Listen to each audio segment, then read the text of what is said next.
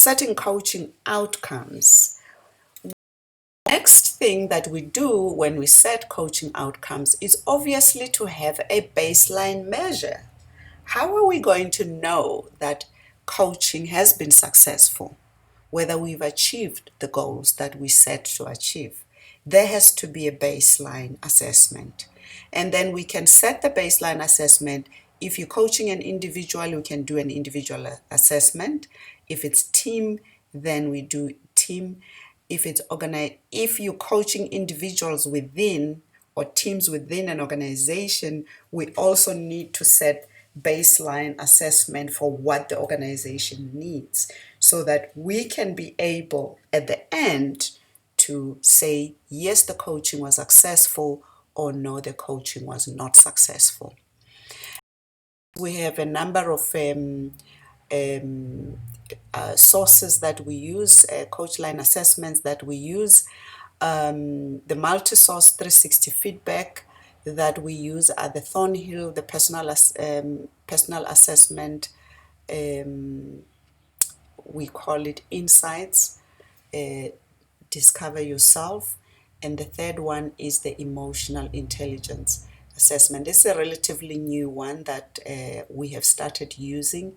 And the 360 feedback assessments are good in that you are assessed by multiple people.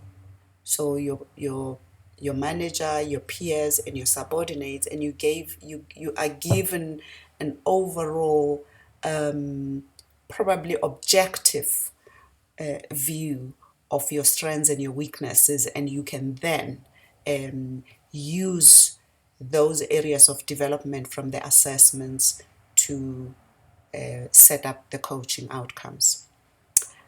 These are kind of expensive to paid for assessments, which at GIBS we are able to do because we are an institution, but we have relationships with clients that are willing to pay for these assessments.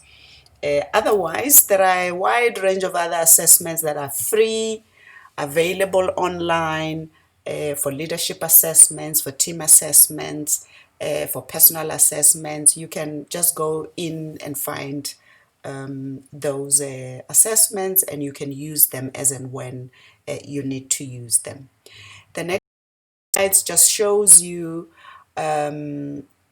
just an example of what the Thornhill 360 leadership assessment looks at. It looks at the head, which is the concern for direction, the heart, which is really the emotional, intelligent aspect of the assessment, and then the hands, which has to do with execution and achievement of goals, and then the fourth element is leadership impact. So it gives you a comprehensive assessment. And this is just an example of how the report would look like if you do that. You've got all of this on your blackboard. The Insights Discovery is a personality assessment that categorizes people into these 4 categories and also looks at what their strengths are. So the fiery red people are positive, affirmative, bold, and assertive. But they can be overbearing, intolerant, and they are drivers. So it gives you an assessment of where you're located at any given point in time, but it doesn't mean that you don't have the other characteristics.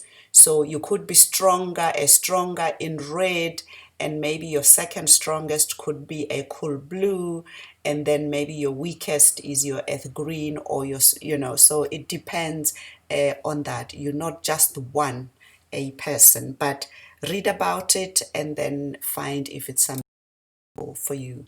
The third one, as I said, it looks at 5 areas of emotional intelligence: self-perception, self-expression, interpersonal relations, decision-making, and stress management. And this is how the assessment would look like, an overview of the assessment. And then you can then look at what are the areas of development, and then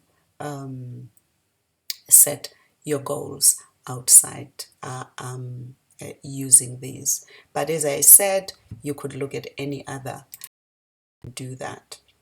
So the process of setting coaching outcomes, using the well-formed outcome model. In the last block, we went through the WFO in detail, but in setting coaching outcomes, we basically just focus on the top.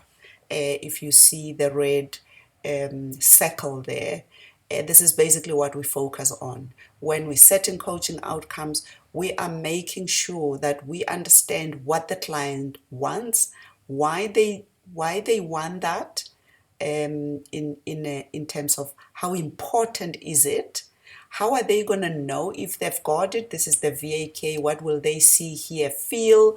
And then when do they want it, with whom are they going to have it, and where are they going? So this is basically the process of setting a coaching outcome. And if you follow this model, it's pretty much easy to outcome. We're basically starting from a situation where we facilitating a conversation to understand where the client is, their present state. We understand what are the symptoms they're suffering from, what are the causes of that symptom, and what do they need to move away from. And then we're helping them come up with a desired state, which is the outcome, the goal, or the effects, or where they really want to move towards. And the coaching bit is really what happened in between. But in setting outcomes, this is really just to expand on the model, to say we're looking at where are you right now, what are you worried about, but most importantly, what do you want? What is your desired state, and how will that you've got it? These are just some of the examples of why a well-formed outcome is important. So the criteria is that it has to be stated in the positive. It has to be sensory based, like what will we see, hear, or feel. It has to be contextualized. We've already spoken about context, whether it's family, organization, team. It needs to fit within that context. It needs to have some time frame. The action steps have to be self-initiated. You cannot have a coaching outcome that entirely depends on someone else to complete. Okay, you can ask for help and resources. That's why we have a resource specific issue here. But you have to be able to initiate it, maintain it, and complete it. Yes, you can have allocated resources.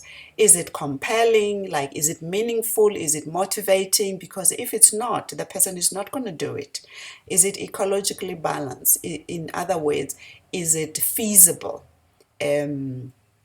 Can it be done, especially within the time frame, within the context that you're operating from? So it really needs to be realistic. It basically goes to your SMART goal, and it needs to be evidence-based. We need to know when this has been.